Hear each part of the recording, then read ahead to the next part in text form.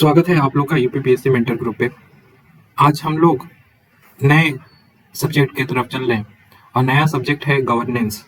ठीक, शासन या सुशासन किसे बोलते हैं इसके बारे में आज सीखेंगे और अच्छे से समझेंगे, क्योंकि इसका प्रयोग जब कंसेप्ट बना रहेगा ना तो इसका प्रयोग करेंगे। तो आज हम लोग दो टॉपिक बृहद रूप से देखेंगे। एक तो होगा हमारा शासन को देखेंगे कि शासन क्या होता है। अक्सर लगता है ना कि शासन ऐसा प्रतीत होता है कि शासन का मतलब क्या, जो सरकार है वही, लेकिन आज समझेंगे कि एक्चुअल मीनिंग क्या होता है शासन का। और लगे हाथ शासन के आगे सु जोड़ दिया जाए और प्लस शासन हो जाए तो इसका अर्थ क्या होगा। तो चलिए देखते हैं पहला शासन का अभिप्राय क्या है उसके बारे में। तो देखो, यूएनडीपी ने 1997 में इसको परिभाषित किया था, 1997 में। ठीक है, तो 1997 में परिभाषित किया था, तो उसको हम इजी वे में, ये नोट्स दिए हैं लेकिन इजी वे में आप लोग लिख लीजिएगा इसको ये कैसे बता सकते हैं। देखो, शासन क्या है।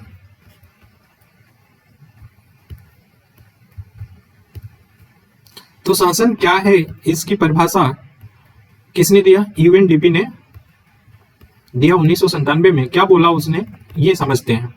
इसने बोला शासन वो है जो सभी स्तरों पे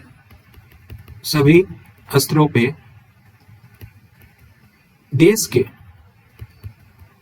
सभी मामलों का प्रबंधन है। चलो, एक लाइन में हमने सीखा कि सभी स्तरों पे देश के सभी मामलों का प्रबंधन ही क्या बोला जाता है? शासन बोला जाता है। ठीक है, ये हम एक बड़ा इजी वे में समझा। इसका मतलब अर्थात हम कहें, अर्थात में या में ये कहें कि आर्थिक, राजनीतिक, प्रशासनिक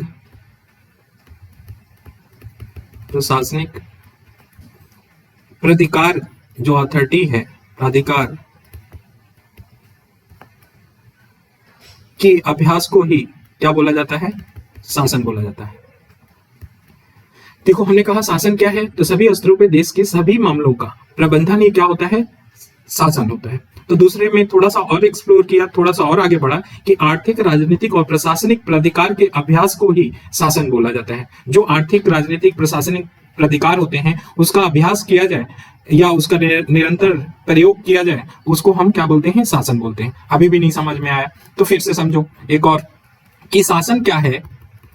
शासन बेसिकली 3 का सम्मिलित रूप है। देखो, इसमें प्रक्रिया होता है, प्रक्रिया तंत्र, ठीक है, संस्थान, ये इनके माध्यम से, इसके माध्यम से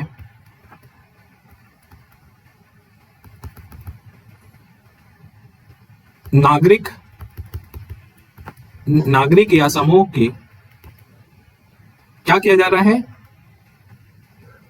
नागरिक और समूह के अपने हितों को, पहला अपने हितों को सहसंबंधित करते हैं, हितों को सहसंबंधित करते हैं। ठीक है, दूसरा बात क्या करेंगे कि अपने विधिक अधिकारों का उपयोग करते हैं।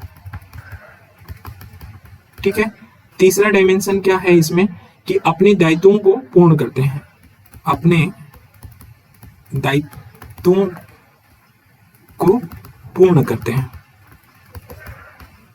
और चौथा क्या, अपने मतभेदों का निराकरण करते हैं।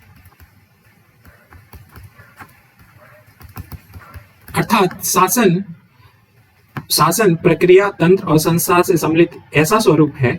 शासन प्रक्रिया, तंत्र और संस्थान से सम्मिलित रूप से ऐसा स्वरूप है जिसके माध्यम से हम क्या करते हैं? नागरिक या समूह के अपने हितों को संबंधित करते हैं। ठीक है, अपने जो विधिक अधिकार है उसका उपयोग करते हैं, अपने दायित्वों को क्या करते हैं? पूर्ण करते हैं और अपने मतभेदों का निराकरण करते हैं। ये है हमारा शासन। ठीक है, तो फिर से देखो, शासन को समझो अच्छे से। यूएनडीपी ने क्या बोला, शासन ने बोला कि शासन है क्या, तो सभी स्तरों पे देश के सभी मामलों का प्रबंधन ही क्या होता है, शासन होता है। ठीक है, अर्थात इसको और खोलें तो देखें कि आर्थिक, राजनीतिक और प्रशासनिक प्राधिकार के अभ्यास को ही क्या बोला जाता है, शासन बोलते हैं। और एक स्टेप आगे चले तो शासन क्या है कि प्रक्रियाओं, तंत्र और संस्थानों का सम्मिलित स्वरूप है, जिसके माध्यम से नागरिक या समूह अपने हितों को संबंधित करते हैं, अपने विधिक अधिकारों को क्या करते हैं, उपयोग करते हैं, अपने दायित्वों को क्या करते हैं, पूर्ण करते हैं, अपने मतभेदों का निराकरण करते हैं। तो शासन में अपने हितों को क्या किया जाता है, एक के साथ दूसरे को जोड़ा जाता है, अपने विधिक अधिकारों का उपयोग किया जाता है, इसमें अपने दायित्वों को पूर्ण किया जाता है, इसमें अगर कोई मतभेद हो तो उसका निराकरण किया जाता है। ठीक है, और ये प्रक्रिया, तंत्र और संस्थान के द्वारा होता है, उसी को हम क्या कहते हैं, शासन कहते हैं। आई थिंक समझ गए होंगे शासन को। ठीक है, चलो नहीं समझ में आया यूएनडीपी का तो वर्ल्ड बैंक का तो समझ में आ जाएगा। 1993 में इसने भी ये परिभाषा दिया था शासन को। तो पहले तो यूएन का हमने परिभाषा देखा, जो समझा, अगर वो नहीं समझ में आया तो विश्व बैंक का परिभाषा देख लो। ये क्या बोलता है, बोलता है कि शासन एक ऐसी विधि है, ऐसी विधि है जिसके माध्यम से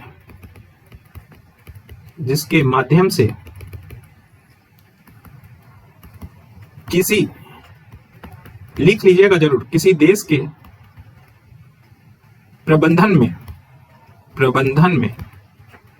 ठीक है, प्रबंधन में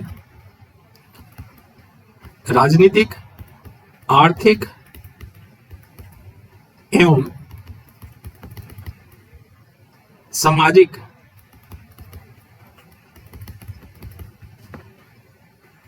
सामाजिक संसाधनों का क्या किया जाता है, विकास हेतु उपयोग किया जाता है। बड़ा सिंपल है कि शासन एक ऐसी विधि है जिसके माध्यम से किसी देश के प्रबंधन में राजनीतिक, आर्थिक एवं सामाजिक संसाधनों का विकास हेतु क्या किया जाता है, प्रयोग किया जाता है, उसी को हम शासन कहते हैं। समझ में आया कि शासन एक ऐसी विधि है जिसके माध्यम से किसी देश के प्रबंधन में, ठीक है ना, देश के प्रबंधन में राजनीतिक, आर्थिक एवं सामाजिक संसाधनों का विकास हेतु उपयोग किया जाए, तब वो बोला जाता है शासन है।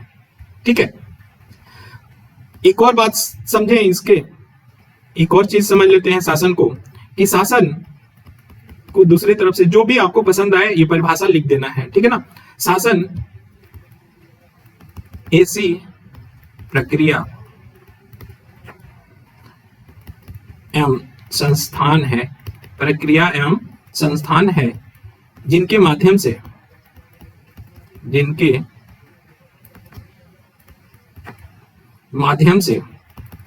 हम क्या करते हैं, निर्णय लेते हैं और अपने प्राधिकारों का प्रयोग करते हैं। और आसान कर दिया, शासन ऐसी प्रक्रिया एवं संस्थान है जिनके माध्यम से हम क्या करते हैं, कोई निर्णय लेते हैं और साथ ही साथ अपने प्राधिकारों का क्या करते हैं, प्रयोग करते हैं या प्रयोग किया जाता है, उसे शासन कहते हैं। ठीक, तो हमने यूएन का और वर्ल्ड बैंक का दोनों का परिभाषा दिया गया था, उसको हम लोग समझ लिए। ठीक है ना, तो अब आ जाते हैं कि शासन को के संदर्भ बहुत सारे हैं। जैसे शासन के संदर्भ में कई उपयोग होते हैं। देखो, निगमित शासन या कॉर्पोरेट गवर्नेंस, निगमित शासन या अंतरराष्ट्रीय शासन का नाम सुना होगा। ठीक है, तो शासन को बहुत तरीकों से प्रयोग किया जाता है, बहुत संदर्भों में लाया जाता है। स्थानीय शासन, जब हमें मालूम हो गया कि शासन क्या होता है और जब शासन का परिभाषा मालूम है, तो अगर स्थानीय स्तर पे हमें परिभाषित वो शासन लागू कर देंगे तो स्थानीय शासन हो जाएगा। निगमित शासन को कॉर्पोरेट पे अगर लागू कर दें अपना गवर्नेंस, तो वो निगमित शासन हो जाएगा। वैसे ही अंतरराष्ट्रीय, जैसे एग्जांपल में के रूप में देखो, परिभाषित करना है तो कहें कि कॉर्पोरेट शासन वह शासन है जिसके अंतर्गत ये वो प्रक्रियाएं शामिल होती हैं या संस्था शामिल होते हैं जिनके माध्यम से कॉर्पोरेट जगत का निर्णय और प्राधिकारों का क्या किया जाता है, प्रयोग किया जाता है। So simple. चलो इससे पहले और जो परिभाषा दिए हैं, कारपोरेट शासन एक ऐसी विधि है जिसके माध्यम से किसी कारपोरेट जगत में प्रबंधन किया जाता है और किसमें राजनीतिक, आर्थिक और सामाजिक संसाधनों का विकास हेतु प्रयोग किया जाता है। हो गया। पढ़े हमने एक ही शासन को, लेकिन होता है ना कि निगमित शासन का परिभाषा दीजिए, अंतरराष्ट्रीय शासन का परिभाषा दीजिए या स्थानीय शासन का परिभाषा दीजिए। तो हमने जब शासन जान लिया, समझ लिया, जब हमें शासन है तो बस कारपोरेट जोड़ना है, अंतरराष्ट्रीय जोड़ना है, स्थानीय शासन जोड़ना है। या बड़ा सिंपल में हम कहें,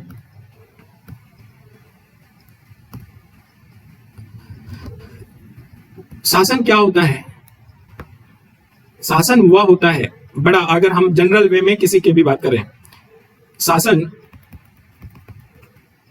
क्या होता है? वह प्रक्रिया होता है जिसके माध्यम से प्रक्रिया होता है जिसमें अपने सिद्धांतों, मानदंडों इत्यादि के आधार पे क्या किया जाता है? प्रबंधन किया जाता है। तो ये सिंपल हो गया, किसी भी में भी लगा दो, हम और बोले। लेकिन रियल वे में जो हमने यूएनडीपी का समझाया और वर्ल्ड बैंक को समझाया वही है, ठीक है ना, शासन। तो ये ध्यान में रखना है कि हम जब भी शासन की बात करेंगे तो घबराएंगे नहीं कोई भी कि यार ये तो कारपोरेट गवर्नेंस की बात कर लिया, तो कोई भी नहीं। ये मैप या चार्ट के से दिखा सकते हो तो समझ में आएगा कि शासन प्रक्रिया, तंत्र और संस्थान का सम्मिलित स्वरूप है जिसके माध्यम से नागरिक समूह के अपने हितों का सहसंबंधित करते हैं, अपने विधिक अधिकारों का क्या करते हैं? उपयोग करते हैं, अपने दायित्वों को पूर्ण करते हैं, अपने मतभेदों को निराकरण करते हैं। अर्थात इसके द्वारा क्या चीजें होता है? तो अपने हितों को साधते हैं, ठीक है। दूसरी बात अगर कहें तो अपने अधिकारों का प्रयोग करते हैं, ठीक है, विधिक अधिकारों का, दायित्व का बात आ जाएगा। और तीसरा अगर मतभेद होगा तो मतभेद, तो कभी भी देखो कि इसी में सब कुछ शासन में आ जाएगा, ठीक है। तो अब आगे हम लोग आई थिंक कि शासन समझ में आ गया होगा। शासन के हितधारक कौन कौन होते हैं, इसको समझने के लिए फिर से चलते हैं नए पेज पे। इसको समझते हैं शासन के हितधारक। जो स्टेक होल्डर ऑफ गवर्नेंस की बात होता है शासन के हितधारक की बात में, तो सबसे ज्यादा प्रमुख कौन आता है? हमारा सरकार आता है। सबसे प्रमुख कौन होता है इसमें? प्रमुख होता है सरकार, ठीक।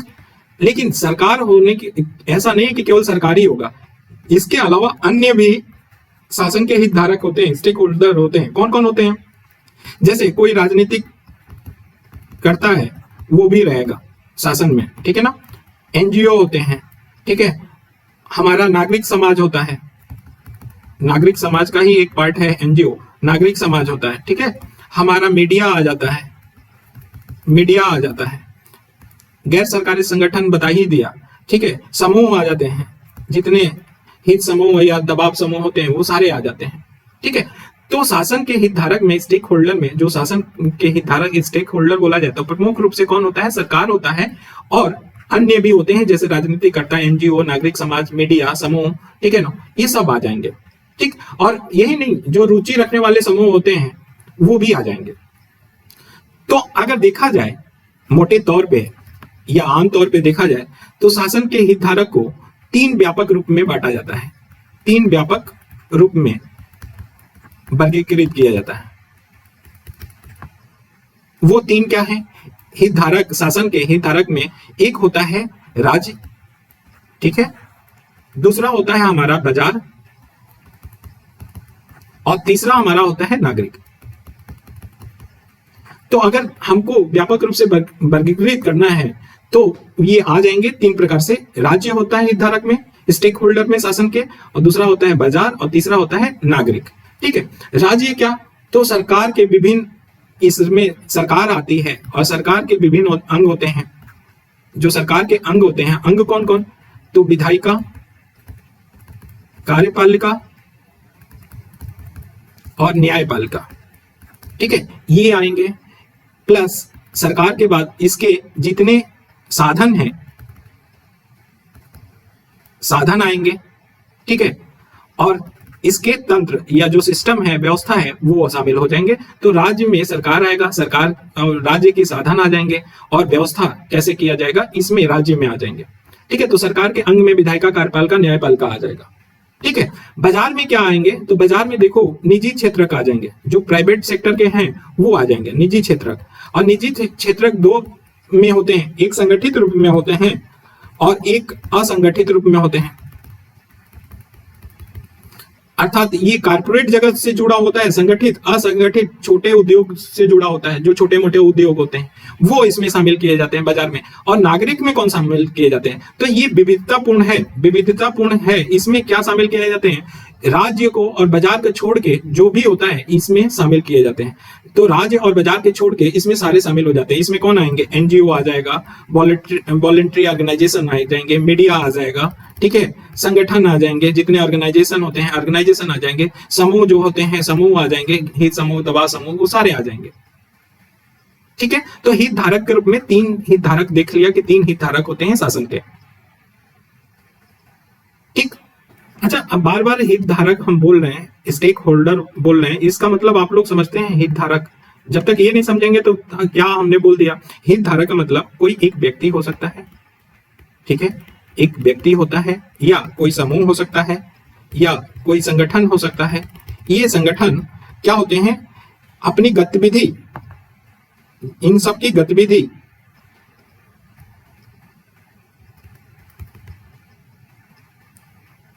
या हम कहें कि एक व्यक्ति, समूह, संगठन का किसी गतिविधि में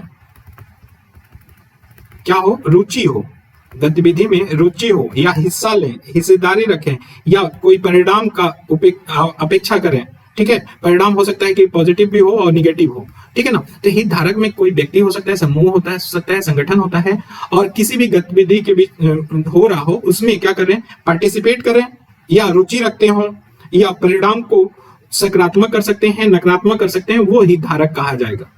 मतलब शासन में ये सब रुचि रखते हैं, ठीक है, और इसके परिणाम को सकारात्मक भी कर सकते हैं, नकारात्मक कर सकते हैं शासन को, ये 3, ठीक है ना, बात समझ रहे हो। और शासन में ये भागीदार भी होते हैं। तो हित धारक का मतलब यही होता है, ठीक है। तो हमारे ख्याल से ये बात समझ में आ गया होगा। तो हमने शासन के हित धारक को बता दिया, स्टेक होल्डर, इसमें सरकार क्या होता है, प्रमुख होता है, हमने बता दिया था। और अन्य में हमने बता दिया था कि एनजीओ वगैरह, सामाजिक न्याय, मीडिया वगैरह शामिल होते हैं। तो राज्य में अगर देखा जाए तो राज्य में हमने ये बता दिया है कि राज्य में कौन होते हैं, सरकार के विभिन्न अंग होते हैं, विधायिका, न्यायपालिका, कार्यपालिका, और उसके साधन होते हैं, ठीक है। साथ ही बाजार में कौन होते हैं, तो निजी क्षेत्र वाले होते हैं, संगठित होते हैं, असंगठित होते हैं। संगठित का मतलब बड़े कारपोरेट घराने वाले, और असंगठित मतलब लघु स्तरीय उद्योग वाले। फिर नागरिक समाज की बात किए तो नागरिक समाज इसमें होता है, तो ये विविधतापूर्ण होता है। तो राज्य और बाजार को छोड़ के जो भी शामिल होता है वो क्या होता है, नागरिक समाज बोला जाता है। जैसे संगठन हो गया, ठीक है, एनजीओ हो गया, स्वैच्छिक संगठन हो गया, मीडिया हो गया, व्यापार हुआ। तो जब भी नागरिक समाज की बात होता है ना, तो नागरिक समाज कई बार पूछा भी जाता है क्या होता है। तो ये विविधतापूर्ण होता है, उसमें सब आ जाएंगे, एनजीओ, वीओ मतलब वॉलंटरी ऑर्गेनाइजेशन, मीडिया, संगठन, जो भी एसोसिएशन है, जैसे व्यापार यूनियन, संघ, ठीक है, धार्मिक समूह, दबाव समूह, हित समूह, वो सारे क्या होते हैं, नागरिक समाज के पार्ट होते हैं।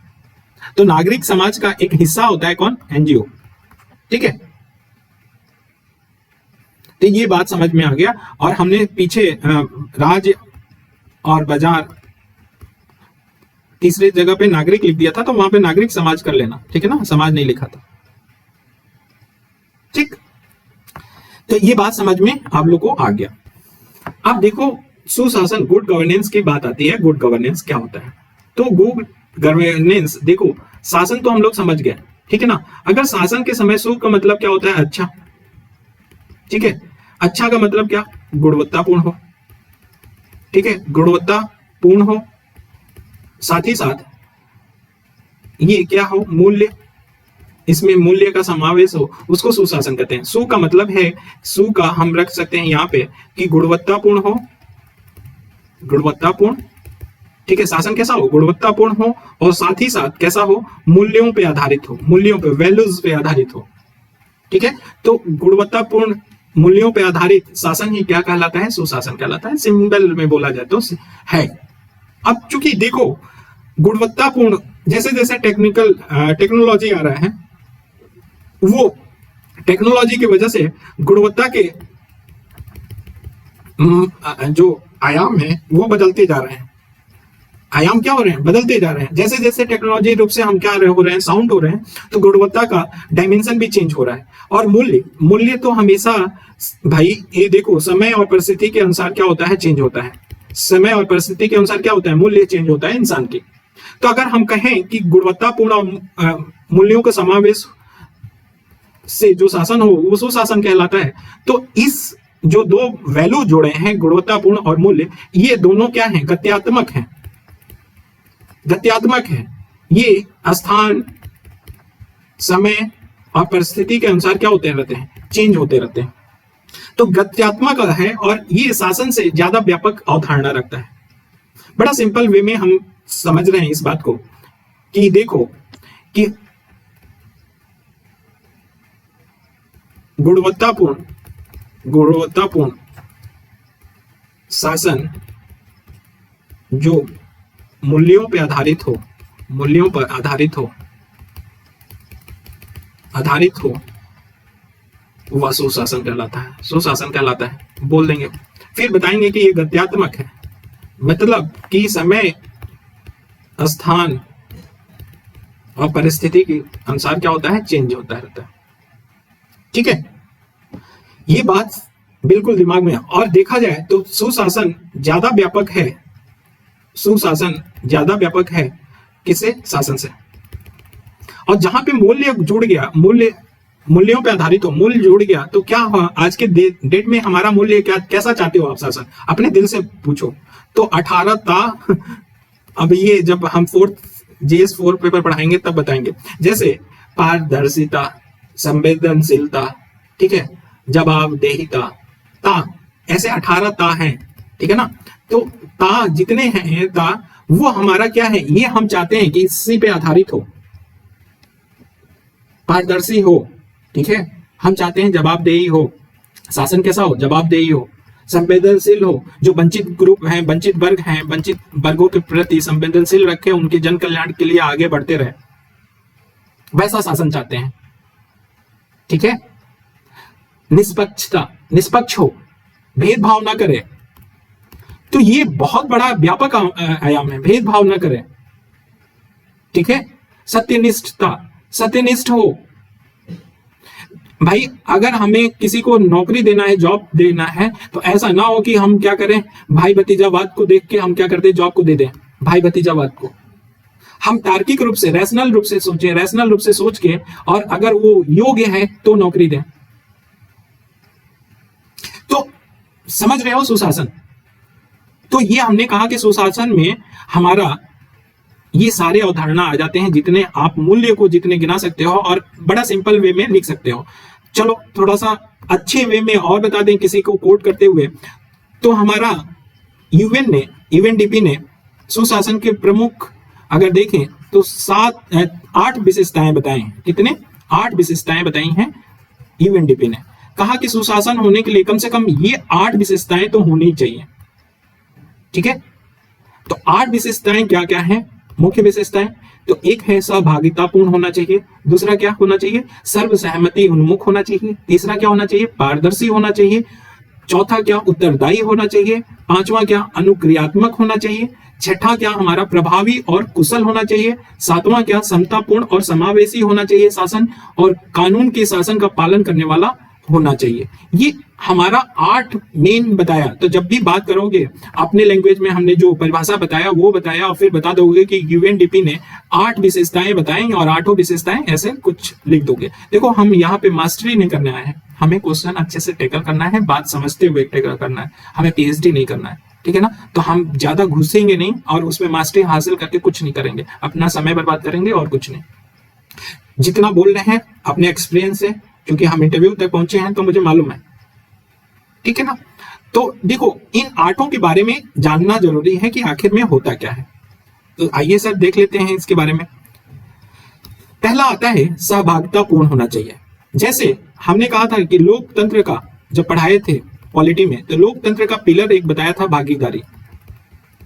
भागीदारी और सहभागितापूर्ण होना चाहिए, अर्थात भागीदारी होना चाहिए। जब लोकतंत्र होगा, जब लोकतंत्र जितना स्ट्रांग होगा, लोकतंत्र इज डायरेक्टली प्रोपोर्शनल टू किसके, ये हमारे सुशासन के। अगर लोकतंत्र खराब होगा तो सुशासन भी क्या होगा, खराब होगा। सुशासन की अवधारणा नहीं रह जाएगी। ठीक है, अगर लोकतंत्र बहुत ज्यादा अच्छे मार्ग से है, या लोकतंत्र बहुत अच्छा विद्यमान है, और लोकतंत्र को हमने बता दिया है ना, अब पीछे बहुत डिटेल में बताया है उसको, सारे डायमेंशन कि डायरेक्ट लोकतंत्र क्या होता है, इनडायरेक्ट क्या होता है, उसके पिलर क्या होते हैं। अगर कोई चीज अगर देखना है तो सारी समस्याओं का समाधान लोकतंत्र के द्वारा किया जा सकता है। ठीक है, तो लोकतंत्र को सुशासन के डायरेक्टली प्रोपोर्शनल, यहां लोकतंत्र हम नहीं समझाएंगे क्योंकि पीछे समझ चुके हैं। अगर कोई डाउट होगा तो आप कमेंट जरूर कर लेना, मैं बता दूंगा ब्रीफ में। ठीक, तो सहभागिता मतलब भागीदारी होनी चाहिए। और जहां पे भागीदारी होगा, ठीक है ना, भागीदारी होगा, जैसे भागीदारी कहाँ होना चाहिए, भागीदारी हमारी होनी चाहिए कि अगर कोई निर्णय हो रहा है, सरकार निर्णय ले रहा है, तो उस निर्णय में भागीदारी हो। ठीक है, सरकार की कोई गतिविधियां हो रही हैं उसमें भागीदारी हो। ठीक है, सरकार कोई काम कर रहा है, या कोई नीति लेके आ रहा है, या कोई योजना लेके आ रहा है, उसका निगरानी करें, उसके निगरानी में भागीदारी हो, तो ये बोला जाएगा सहभागितापूर्ण है।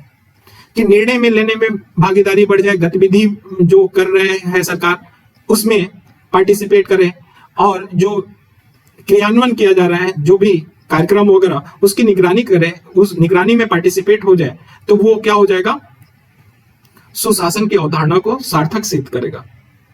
तो समाज के सभी वर्गों की भागीदारी ही क्या करता है, सुशासन की तरफ ले जाता है। ऐसा नहीं है कि आप वंचित वर्गों को छोड़ देंगे। और आज के डेट में उद्योगपति जो डोमिनेट कर रहे हैं नीतियों को निर्धारण करने में, वो सुशासन नहीं है। गांधी जी हमारे बहुत पहले बोल गए थे कि अगर भारत को सशक्त होना है, या एक तरह से कहें कि महाशक्ति बनना है, तो ग्रामीण से स्टार्ट करना पड़ेगा, ग्राम से स्टार्ट करना पड़ेगा, नीचे लेवल से स्टार्ट करना पड़ेगा। और भारत गांवों का ही समूह है, माना ही जाता है, 68% है गांवों का समूह है। अगर 68% सशक्त अपने आप में हो जाएंगे तो सब सशक्त हो जाएंगे। लेकिन यहां पे क्या चल रहा है, यहां पे भागीदारी इनका ना लेके जो 1% के पास 73% क्या है, भारत की संसाधन उपलब्ध है या अर्थव्यवस्था उपलब्ध है, 73। सोचो उन लोग के हाथ में है। तो भागीदारी होनी चाहिए। ठीक है, सुशासन के लिए भागीदारी होनी चाहिए। सरकार के निर्णय में पार्टिसिपेट करें, उनके गतिविधियों में पार्टिसिपेट करें, निगरानी करें, तो सुशासन अपने आप आएगा। ठीक है, ये बात समझ में आया, पहला सहभागितापूर्ण। दूसरा है सर्वसहमति उन्मुख होना चाहिए। ऐसा नहीं साहब कि आप क्या कर रहे हो कि आप अपने से, मैं एक एग्जाम्पल ले रहा हूं, एग्जाम्पल हमेशा कोट करना चाहिए। जब भी बात करो तो एग्जाम्पल में सिर्फ बात करो, रामायण ना लिखो, सीधे एग्जाम्पल करो, वो सीधे समझ में आता है। एग्जाम्पल के रूप में जितनी सरकार ने विधियां बनाए अभी पारित की हैं, उस विधियों को किसको, समिति, जो संसद समिति है, वो संसद समिति के पास भेज नहीं रहा। ठीक है, संसद समिति के पास भेज नहीं रहा है, तो वो नीतियों में क्या हो रहा है, फॉल्ट आ रहा है। ठीक भाई, हम किसी प्रतिनिधि को क्यों चुनते हैं, हम प्रतिनिधि को अपने चुनते हैं, कोई जनता अपने प्रतिनिधि को कौन चुनता है, इसलिए चुनता है कि ये प्रतिनिधि जाए, जो जनता चुना हुआ है उसके हित में काम करे, ये ना करे कि मनमानी करे। अब ये प्रतिनिधि जाके अपने आप से कोई विधेयक पारित कर दिया जो इस जनता के हित में नहीं है, उस जनता के हित में नहीं है, तो उसी को कहते हैं कि वो सर्वसहमति से नहीं है। जैसे आज भी एक आयरलैंड का एग्जांपल लेते हैं। आयरलैंड में अभी हाल में, जो पिछले साल में एक जनमत संग्रह हुआ, और जनमत संग्रह किस बात पे था कि लोगों को मिनिमम बेसिक दिया जाए, अर्थात जो यूबीआई देते हैं, यूनिवर्सल बेसिक इनकम दिया जाए, क्योंकि वो अपने जो जीवन है वो गरिमापूर्ण जीवन जी सके, स्वास्थ्य को लेके, पढ़ाई को लेके वो जिए, यूबीआई दिया जाए। मतलब उनको कुछ अमाउंट दिया जाए, चाहे गरीब हो चाहे धनी हो, सबको दिया जाए। और आयरलैंड की जनता ने उसको जनमत संग्राम में सर्वसहमति से उसको क्या कर दिया, अस्वीकार कर दिया, कहा कि नहीं जरूरत नहीं है। सरकार वहां रुक गई। अगर मान लो भारत होता, एक बात बोल रहा हूं कि यहां जनमत संग्रह कौन करा रहा है, और यहां पे कराया भी नहीं जा सकता है। मेरी बात को समझ रहे हैं? अगर कोई नीति कार्यक्रम या कुछ भी लाया जा रहा है सरकार के द्वारा, वो सर्वसहमति से होना चाहिए। अगर सर्वसहमति से होता तो भारत कहीं आज टॉप या महागुरु बन के बैठा होता विश्व का, कोई आंख नहीं दिखा पाता, लेकिन ऐसा होता नहीं। तो सुशासन में ये बोला यूएन ने कि सर्वसहमति उन्मुख होना चाहिए, ठीक है ना। नेक्स्ट क्या है कि कानून का शासन होना चाहिए। कानून का शासन का मतलब क्या? देखो, कानून के शासन के लिए दो चीजें बहुत जरूरी है। क्या होना चाहिए? अगर कानून के शासन देखना है तो निष्पक्ष न्यायपालिका होना चाहिए, और दूसरा क्या होना चाहिए? ईमानदार पुलिस होना चाहिए। अब इस पे कमेंट क्या करना है दोनों पे? कॉलेजियम सिस्टम को इसको देख लो, और ये तो हमारे पुराने समय से ही प्रचलित है। और कानून का जब ये दो स्ट्रॉन्ग पिलर होगा तो वो कानून का शासन होगा। कानून का शासन का मतलब क्या? जो हमारे वल्नरेबल वर्ग है, सुवेद वर्ग है, उनकी मानव अधिकार की रक्षा हो सके, उनकी मानव अधिकार का, जो सुवेद वर्ग हैं, अल्पसंख्यक हैं, उनके मानव अधिकार हैं, उनकी संरक्षण हो सके, ऐसा सुनिश्चित करना। अर्थात सुशासन के लिए यह जरूरी है कि कानून को निष्पक्षता के रूप में लागू किया जाए, निष्पक्ष पूर्वक हो कानून, और ये कानून इनके हितों का रक्षा करें जो वंचित वर्ग है। तो कानून के शासन भी हमारे सुशासन के लिए अति आवश्यक है, ठीक है। अब नेक्स्ट चलें तो पारदर्शी। पारदर्शी भाई, इसका मतलब क्या है कि अगर हम कोई निर्णय लें, कोई भी निर्णय ले रहे हैं, तो नियम कानून और विनियम के अधीन ही ले। ऐसा नहीं साहब कि आप पारदर्शी मतलब कि हम, अब क्या कमेंट करें इस पे, न्यायालय का एग्जांपल आ रहा था, लेकिन हम पारदर्शी में ये ऐसा तो नहीं है कि आप भाई भतीजावाद को फॉलो करते हुए आप क्या कर दें, उस नियम को नजरअंदाज कर दें और उस पे अपने लोगों को भर्ती कर दें, ठीक है। तो पारदर्शी का मतलब है कि भाई जनता संप्रभु है, और जनता से ही आप लोग बने हैं या सरकार बनी है या कोई भी है, सब कुछ जनता की वजह से है। जनता ही की पैसा ये उपयोग कर रही है, ठीक है, और जनता के हित में होना चाहिए। तो जनता को ये जानने का हक है कि आप हमारे लिए क्या कर रहे हो, और कर रहे हो तो ऐसा तो नहीं कि गुपचुप से काम कर रहे हो, पारदर्शी रूप से काम करो।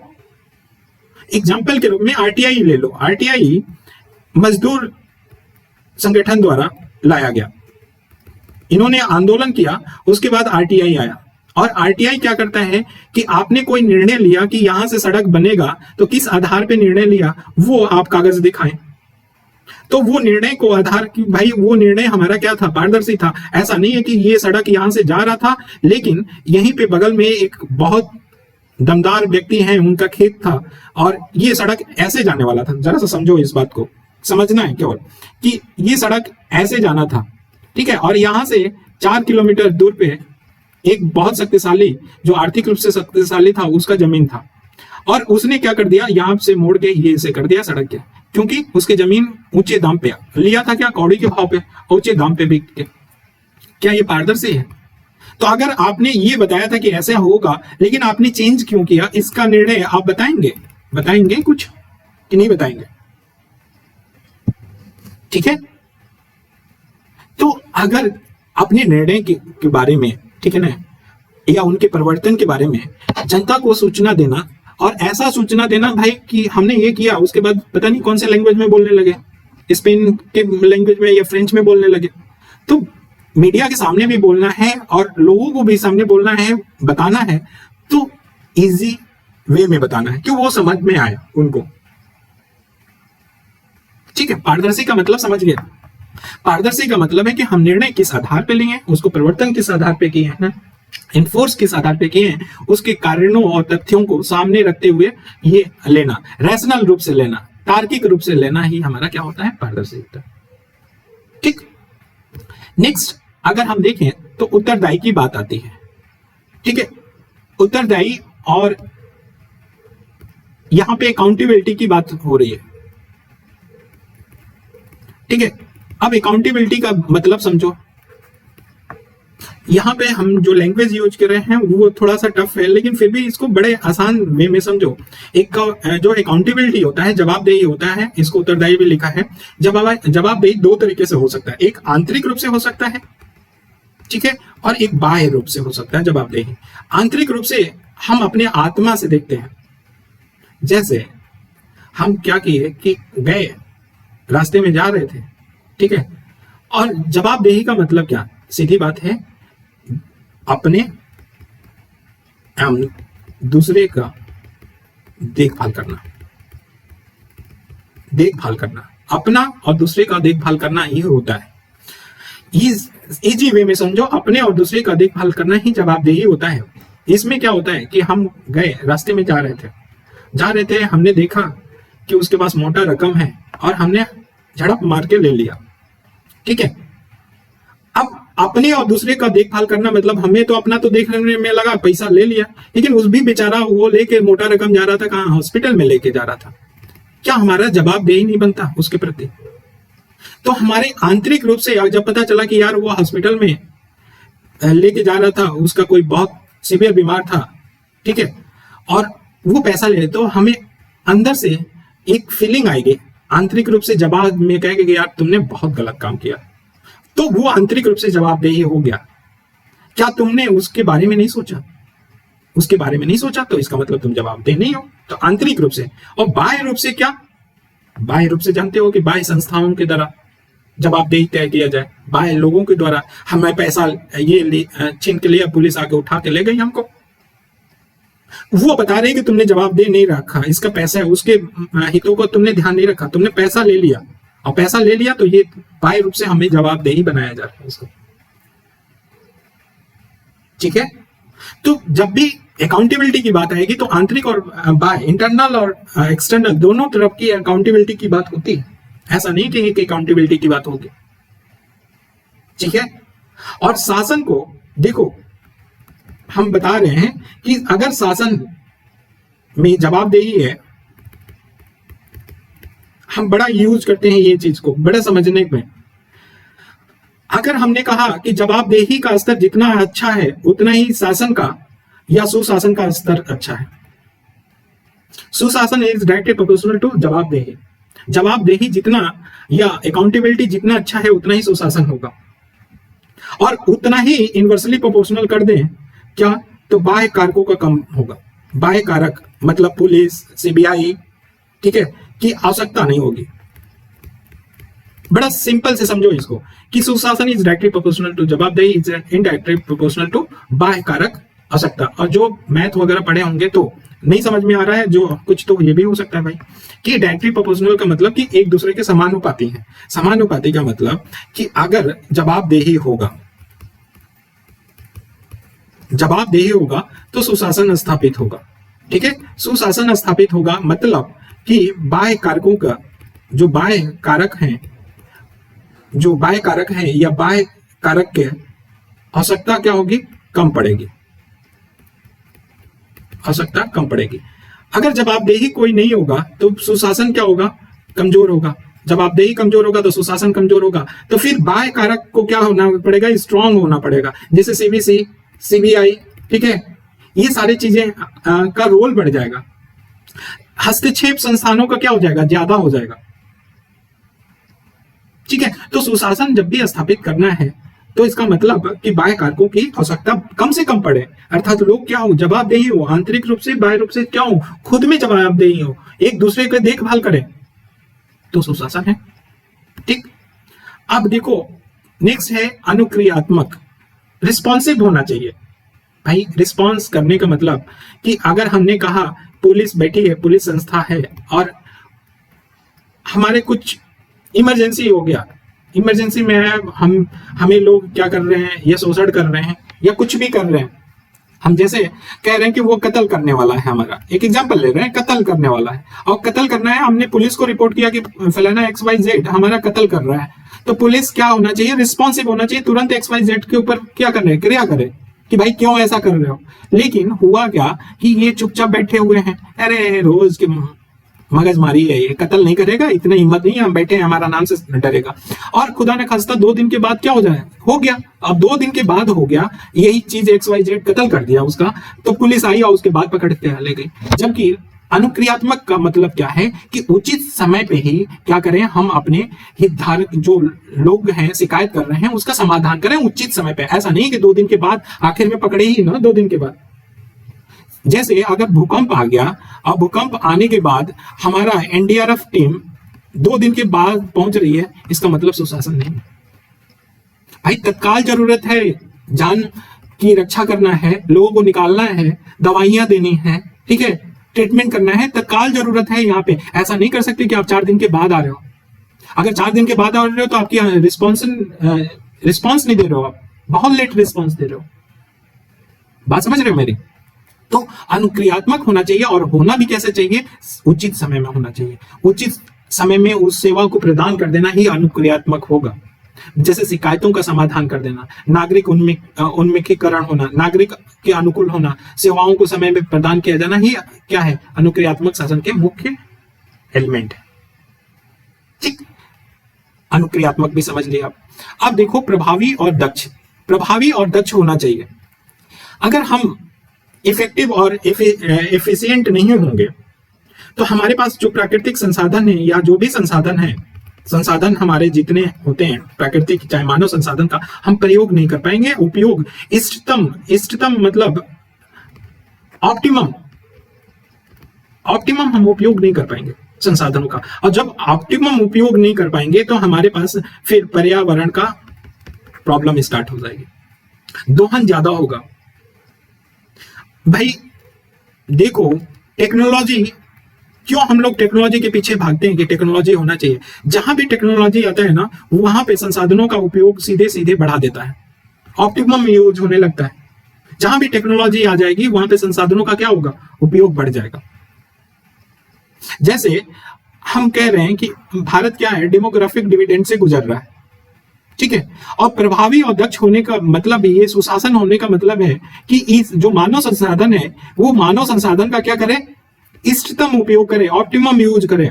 और हम 65% हमारे क्या है, युवा वर्ग की आबादी है 65%, और इनको उपयोग करना है मानव संसाधन के रूप में। हमें अगर अच्छा रिजल्ट लेना है, सुशासन स्थापित करना है, तो हमें क्या करना होगा, इनका इष्टतम उपयोग करना होगा। इष्टतम उपयोग करेंगे तो हमें पर्यावरण में या वातावरण में प्रदूषण नहीं मिलेगा। अब कह रहे हो कि मानव संसाधन के से क्या रिलेशन है वातावरण से। भाई वातावरण का मतलब केवल इन्वायरमेंट और इससे नहीं होगा।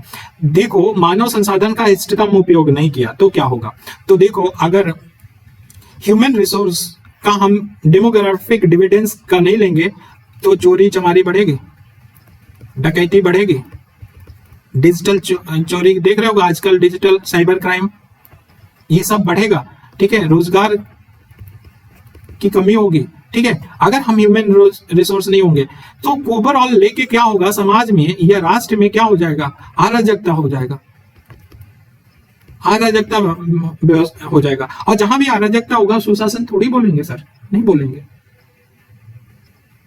समझ में आ रहा है ना? तो ह्यूमन रिसोर्स का भी इष्टतम उपयोग करना मतलब कि हमारा वातावरण को सही रखेगा, सुसंगठित रखेगा।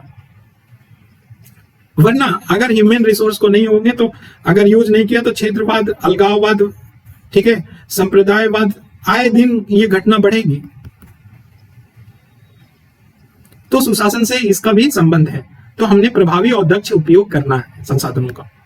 अब देखो नेक्स्ट क्या है हमारा, समतापूर्ण और समावेशी होना चाहिए।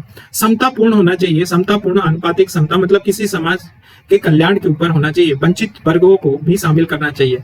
अगर मुख्य धारा में, समावेशी का मतलब क्या, जो गरीब से गरीब बंदा हो ना वो विकास में शामिल हो, गरीब से गरीब बंदा भी क्या हो, शामिल हो, उसकी हिस्सेदारी हो, भागीदारी हो, हिस्सेदारी हो, भागीदारी हो, वो हमारा क्या होगा, समावेशी होगा। समतापूर्ण का मतलब कि हम किसी के साथ भेदभाव ना करें, समता से रहें। जहां भी समतापूर्वक, जैसे कि ट्राइब में देख लो, ट्राइब वाले ज्यादा, हमसे ज्यादा समतापूर्ण रहते हैं। आल्दो अभी इधर जो टच में आने लगे हैं, जो हमारे क्या कहते हैं, इस मुख्य धारा के लोगों से टच में आने लगे, तो उसमें भी कम हो गया। लेकिन समतापूर्ण अभी भी जो देख लो ट्राइब से हैं पुराने, उसमें समतापूर्ण जिंदगी होता है। क्या गरीब, क्या कोई नहीं, वहां सब बराबर है, ठीक है। और जहां भी समतापूर्ण और समावेशी होगा वहां पे सुशासन होगा।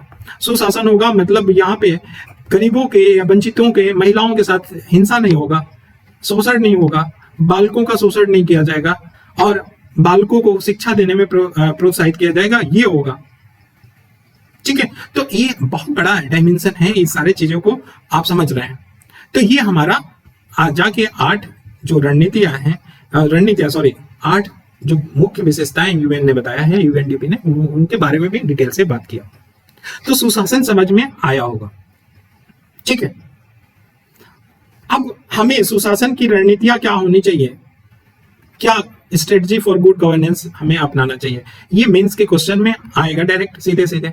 तो आज इतना ही ले लेते हैं कि हमने शासन और सुशासन को समझा है, और हम लोग strategy for good governance next lecture में देखेंगे। चलिए आप लोग बताइएगा कैसा लगा lecture. Thank you so much. और हाँ, लाइक और कमेंट जरूर करिएगा, साथ ही अपने दोस्तों से भी शेयर करिएगा। चलिए, थैंक यू।